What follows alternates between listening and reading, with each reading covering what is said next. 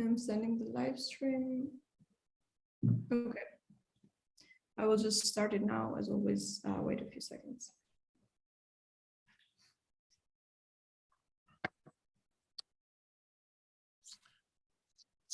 I was Hello, really surprised. and good afternoon to everybody. I would very much welcome you to join our session, our new economy shortcut today, which is dedicated to mainly to one of our main topics, and our fundamental topics, but then very concretely on a very political issue that will come about this week.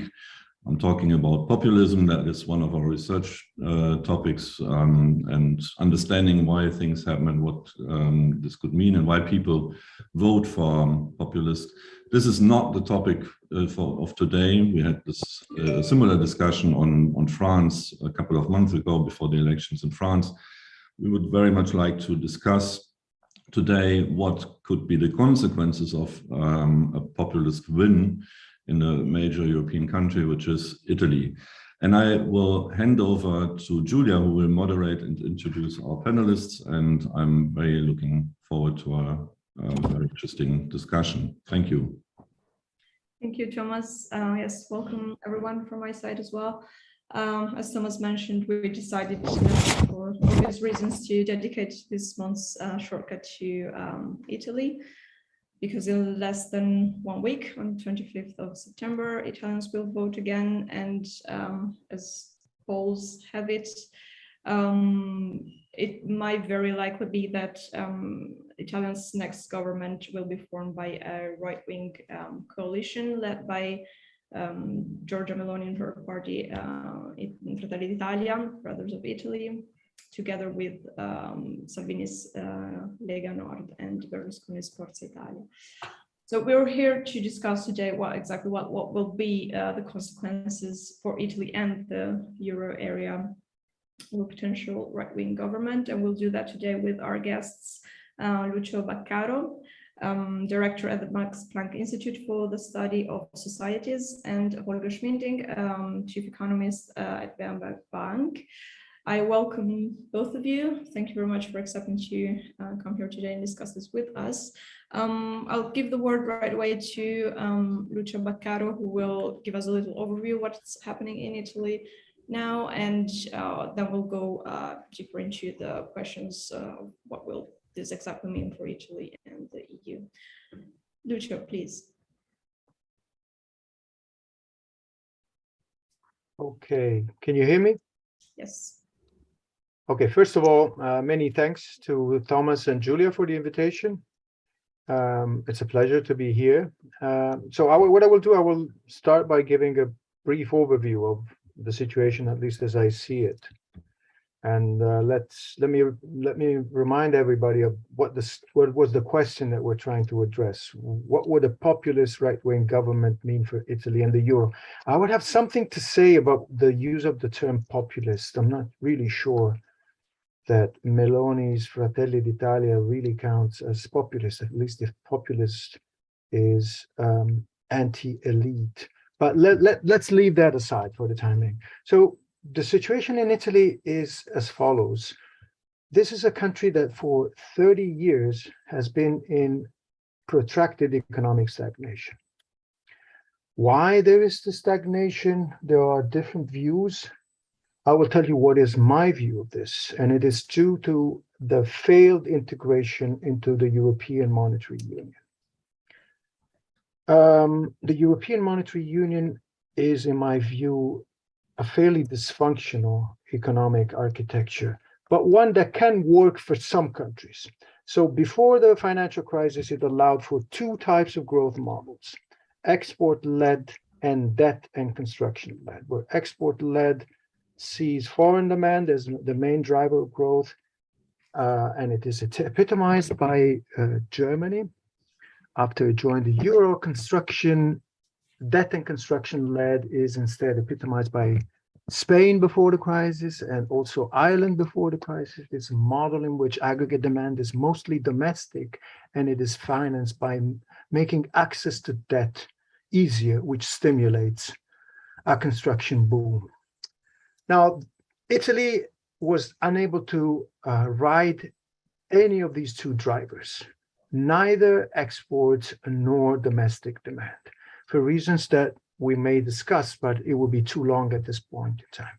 That is the cause of its stagnation, not so much the lack of structural reforms. In fact, if you actually count the number of reforms, structural reforms, Italy generally comes on top of the list among European countries. So this country is in stagnation and in a constant state of being on the verge of economic collapse. What happens?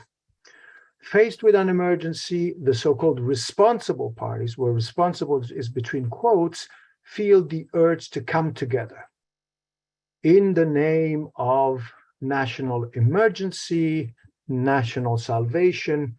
They come together, they form a government of national solidarity, national unity, and they empower a technocratic government. This government is supposed to do the dirty work, namely to implement structural reforms, which allegedly Italian society continues to reject. The results are constantly disappointing, in particular, growth that does not restart. At the next elections, these responsible forces are punished by voters who shift towards organizations or parties or just movements that can credibly present themselves as not being compromised with the status quo, as being new. Now, this has happened several times already. Italy had a technocratic government for the first time in 1993, 1994, then it repeated. And again, then the emergency was joining the euro, the second phase of European Monetary Union. Then it was the euro crisis, and it was the Monti government, another technocratic government in 2011, and in 2021, faced with the pandemic and the requirements of Next Generation EU, it was the Draghi government. 3 examples. Now, when I say that there are parties that benefit from the aura of newness, of being new, this happened in 2013 when the 5 stars came to prominence for the first time. It happened again in 2018 when they got an avalanche of votes in the political elections of 2018. But it also happened to others. In 2014, with the European election, it was Renzi's PD that benefited from the ability to present itself as new. Every time when they get into government, these new forces disappoint, and so they are punished at the next turn. Now it's the turn of Meloni.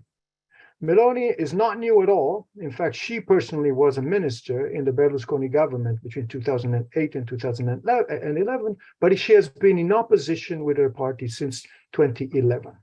And especially she's been in opposition to the Draghi government when all other parties were in government. So what the opinion polls say, and let's remind ourselves that the opinion polls have stopped being published 2 weeks ago approximately. What every opinion poll says is that her party will be the first party, she will get an avalanche of votes, and she's best positioned to lead the next government. Now, her electoral success comes at the expense of her allies, and in particular of the Lega. The Lega is actually declining and will probably lose in these elections. Is this a populist party? Not if you, this is an established party that has been there for a long time. So the definition of populism as being anti-elite, anti-establishment doesn't really apply neatly to this party, but it is definitely a party that capitalizes on its being uncompromised with the previous government.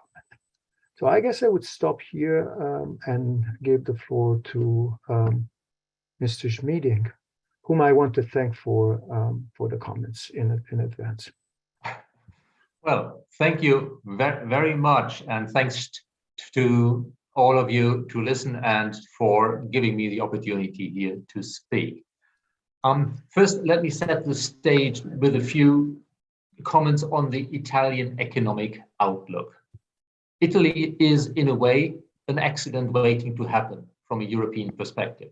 Its debt, public debt, is very high, close to 140% of GDP, expected to go to 145% of GDP this year.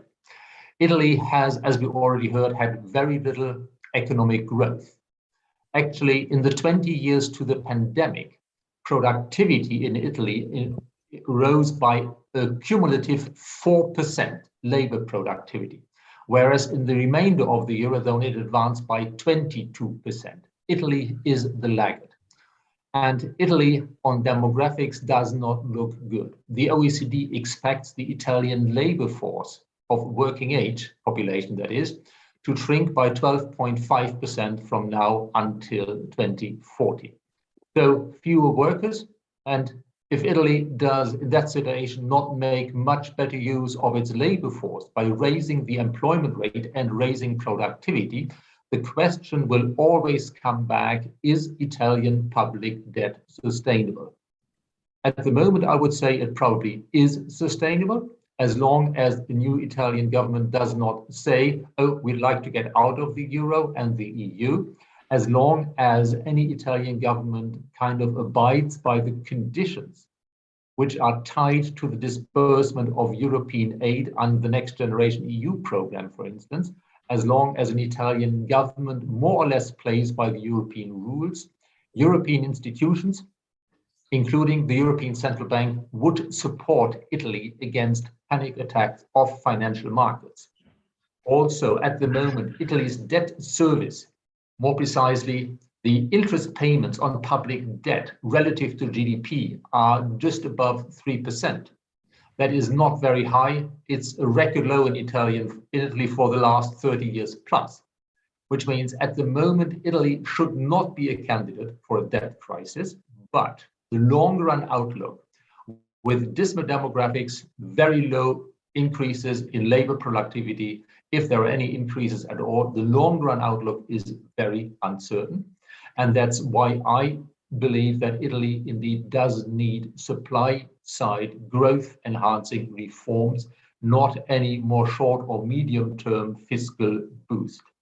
I very much agree with what we heard from Mr. Baccaro on the politics, in the sense that Italian voters have often been disappointed over the last 20 years plus by whomever they perceive to represent the ruling elite, and happy to vote for newcomers. We could start with Berlusconi. We had Renzi. We had a government recently, 2018, where you could call them the combined populists of the left and right of the Five Stars and of the Lega jointly formed a government. Probably, in a way, the worst populist accident we had in the EU, in the sense that the populists from the right and the left joined forces. The result has always been that Italy did not dare to go very much against the European rules, and that as a result, the government more or less fell into line, never produced enough, in my view, structural pro-growth reforms that would have made a decisive difference. And as a result, Italy remained stuck in basically a low growth mode, and voters sometime thereafter were disappointed again. Judging by the election manifesto of the Fratelli d'Italia and of the joint manifesto of the three right, center-right, right populist parties that look set to form a new government, if opinion polls, the recent ones, are any guide, the election program does not look so scary that I would say Italy would head for a crisis. I'm not sure that it contains enough positive things to say that this government, that such a government would really promote Italian growth longer run. One point where I'm unsurprisingly, maybe for those who know me, don't fully agree with Mr. Baccaro is on structural reforms. I've witnessed in Germany how much the labor market and other reforms of 2003, 2004 turned Germany from an economy that was at that time performing for a while worse than Italy, into the new growth engine. I have seen the strong gains in French employment, in French business startups that we have had since Macron started as an economy minister with labor market reforms and then added reforms as a president to that. So my view remains that ultimately it's the long run supply side that matters for the growth outlook beyond the near term, and that Italy, judging by what I hear about the bureaucratic procedures that are still necessary, for instance, to get your UK driving license turned into an EU or Italian driving license in Milan, that these bureaucratic procedures are still such a put-off to foreign investment that I see it as the major impediment to the long-run prospects of Italian growth. And if and when Italy tackles these judicial and bureaucratic problems, then Italy can start to utilize its potential. Short of that, Italy probably would remain an underperforming economy, even if spending a bit more European and domestic money may, of course, make a short-term difference, as it currently actually is on the positive side under Draghi. So much from me as my intro statement. Thank you, Holger Schmieding. Let us go back a bit to the debt issue. So you seem to be somehow optimistic that Italy is at least not on the verge of a debt crisis, but investors seem not to be that optimistic as you are, especially now that the ECB has decided to halt their bond purchase program to increase interest rates, and now that the IMF said that Italy is one of the most vulnerable countries towards the energy price crisis. And we saw that at the end of August, hedge funds which have been profiting by betting against Italian debt since a couple of decades now, they placed the highest bet against Italian debt since 2008. So are those expectations motivated? Or I am asking now maybe to Lucio Baccaro, is a potential right-wing government the last drop that would maybe mean a debt crisis for Italy? First of all, let me say a few words about what Mr. Schmieding said. It's unsurprising. I mean, I'm not surprised at all that we disagree on what we disagree. And I wonder whether at some point we should discuss this disagreement more in depth. Like the Happy to do that at length. Yes, I know it's a very fundamental point, and I know that Thomas Frick and I have discussed that for the case of Germany for decades already. I think part of the problem here is a misunderstanding and misreading of the German economic miracle, which is being attributed to structural reforms. But this is not the topic today, okay? We will... Exactly. I'd happily join you in that, but that would really take us beyond the issue of Italy today. Let's just, on that one, agree to disagree. Let's agree to disagree, but there is an element of that, of your argument, which is important for the Italian situation. Where I fully agree with him is in the macroeconomic picture. So I am actually slightly less optimistic than you. I mean, if I look at what really counts for that sustainability, which is R minus G, that R minus G on average between 1999 and 2019, R is the interest rate paid on the stock of debt, and G is the growth rate, either both nominal or both real. Let's say nominal, it's going to be more helpful. R minus G in the 20 years before the pandemic, 1999 to 2019, on average, has been negative for 20 advanced countries by 0.25%, and negative by 0.01% for the Euro 10 countries. So the Euro 11 minus Italy. With a negative R minus G, the problem of debt sustainability disappears. It doesn't matter if you have a primary surplus or not. So basically, and this is one of the reasons why I say that economic architecture of the euro is dysfunctional, we shouldn't have worried so much about having primary surpluses. But this applies to the Euro 10 countries. It doesn't apply to Italy. In Italy, in these 20 years between 1999 and 2019, R minus G has been positive by 1.8%, which is the highest value of all. So the interest rate paid on the stock of debt has been systematically higher on average than the growth rate by 1.8% per year. This means that the Italian debt has an inertial tendency to grow. And this means that Italy needs to have primary surpluses just to counter this inertial tendency of debt to snowball. Now, if you calculate how much it would be necessary in terms of primary surplus for Italy just to stabilize the debt at 154% of GDP, it would be 2.7% per year, which is huge, just to stabilize at 154%, let alone reduce it. So, I mean, the experience of the past 20 years in the euro says that Italy's debt is not really sustainable. Well, I should say, it is sustainable if the markets believe it is sustainable. And where do markets' expectations come from? They come from the behavior of the ECB. So if the ECB supports the Italian debt, then the Italian debt is sustainable. If the ECB decides suddenly, oh, you know what, we go back to the previous phase, the Trichet phase, the phase before whatever it takes by Mario Draghi, then I don't think, honestly, that Italian public debt is sustainable. Which brings me to another point.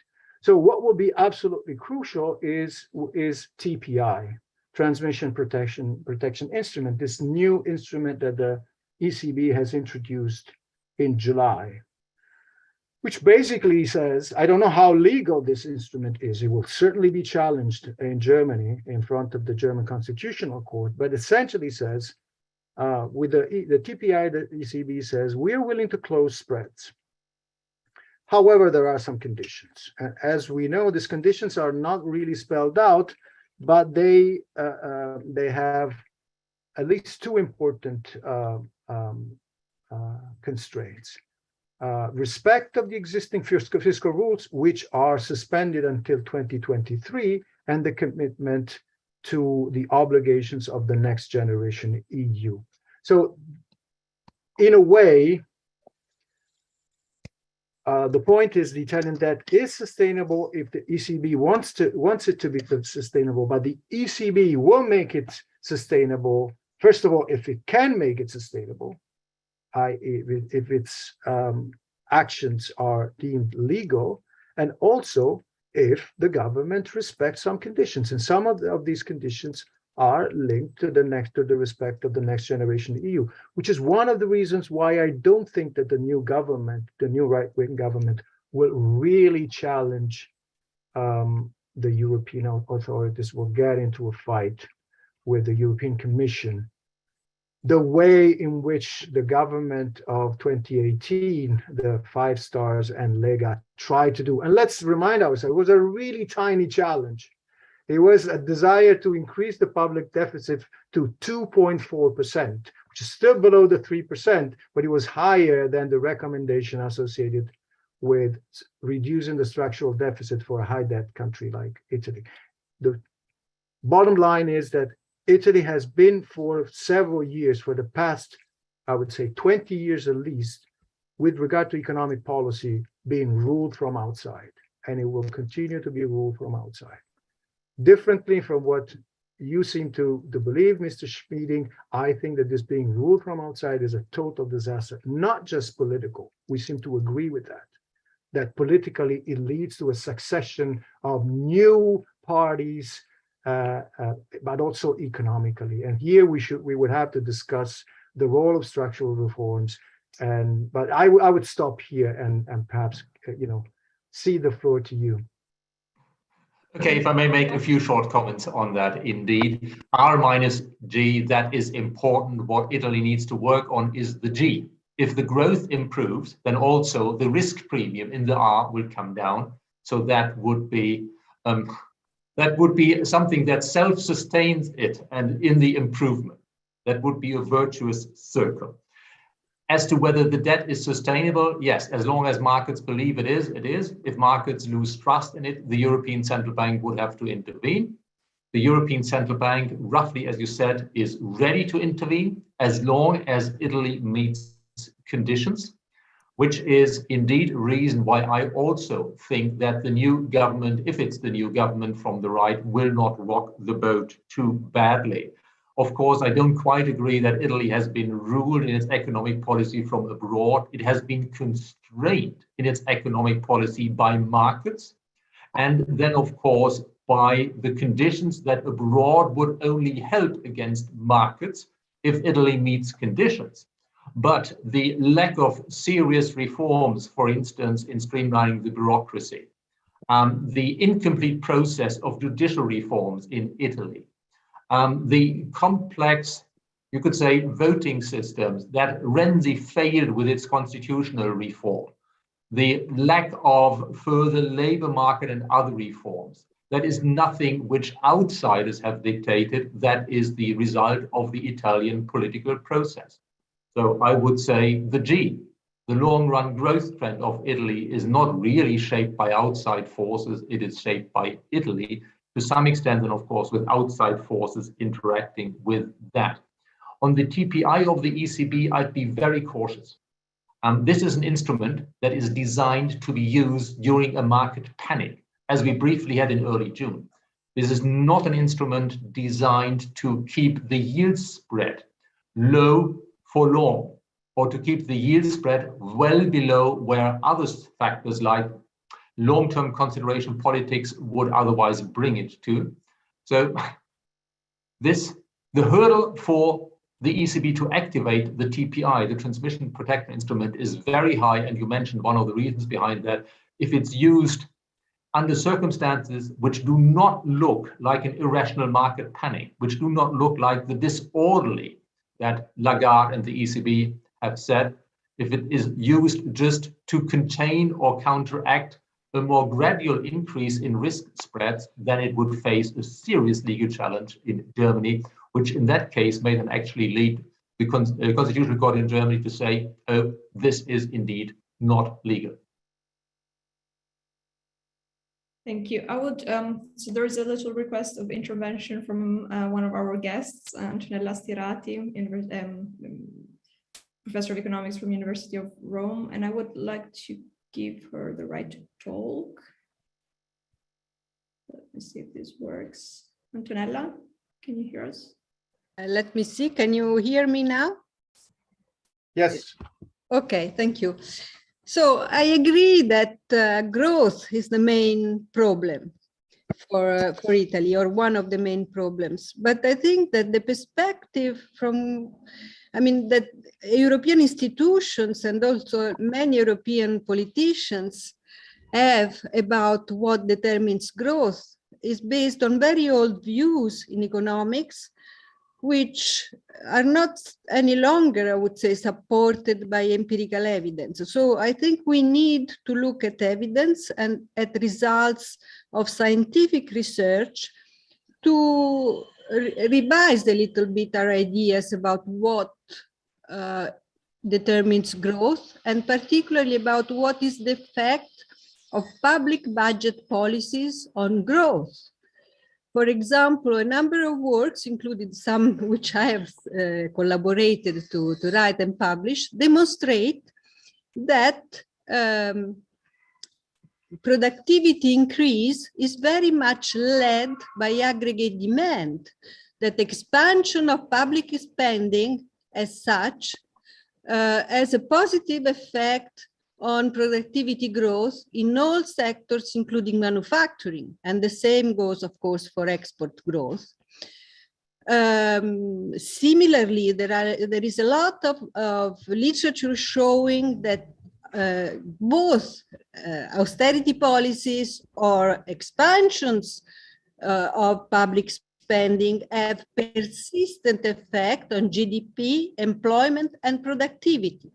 And so there are a number of experts, including non-Italian ones, that interpret the long decline in in Italian economy as the result of persistently restrictive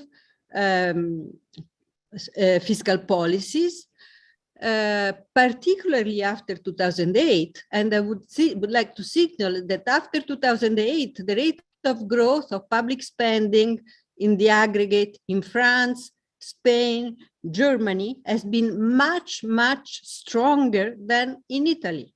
So I think these things should start to become part of the conversation. Otherwise, we stick to very old conventional views, which are not very well supported, and mistakes in economic policy turn out in serious damage in terms of social life and political consequences. I quite agree with Baccaro's analysis about Italian politics. Thank you very much for your attention. Thank you, Antonella.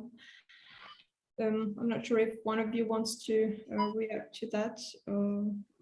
I would just say, I would like to thank Antonella Stirati for basically making the argument that, for me, so that in a nutshell, growth is not. I mean, there's very little evidence that growth depends on supply side conditions, and even less evidence that structural reforms actually contribute to growth. There is none of this evidence. There have, recently have been published meta-analysis looking at this precisely. Growth is a function of aggregate demand, both in the short term and in the long term. And aggregate demand has an impact on productivity. I mean, we can spell out the mechanisms. The problem of Italy is indeed that it has lots of long-dated problems. For example, the bureaucracy.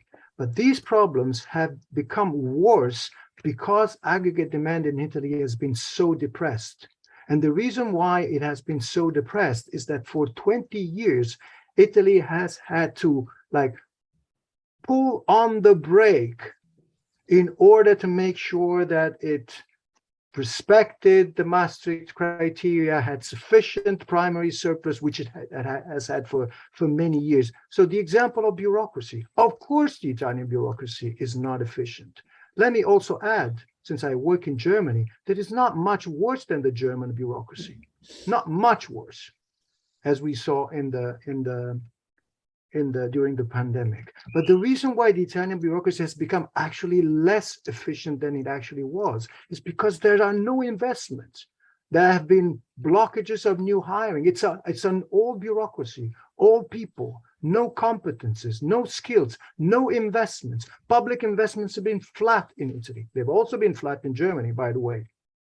The reason why this works in Germany and it doesn't work in Italy is that Germany has had, before the war and the energy crisis, a very thriving foreign demand.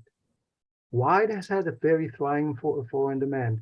First of all, because its industrial specialization is different, and also because it has benefited from very hefty real exchange rate devaluation, thanks to the euro. In this regard, yes, wage moderation and the repression of domestic demand were actually helpful for the ability of the German economy to capture foreign demand. Now, this recipe has been desperately the Italian politicians, including technocratic governments, have desperately tried to apply this recipe to the Italian economy, but it's not possible to do so for two very simple reasons. The Italian export sector is too small. Even if you boost its competitiveness, it will not be able to carry the rest of the economy onto its shoulders the way the German export sector was able to do after from approximately 2002, 2003 on. Until that age, Germany also was in a stagnation, because it was a stagnation of aggregate demand, which continued. Second, the Italian export sector is much more price sensitive than the German one. Well, not much, slightly more price sensitive than the German one. The German export on average is also price sensitive, but differently from Germany, which benefited from a real exchange devaluation in the euro. Italy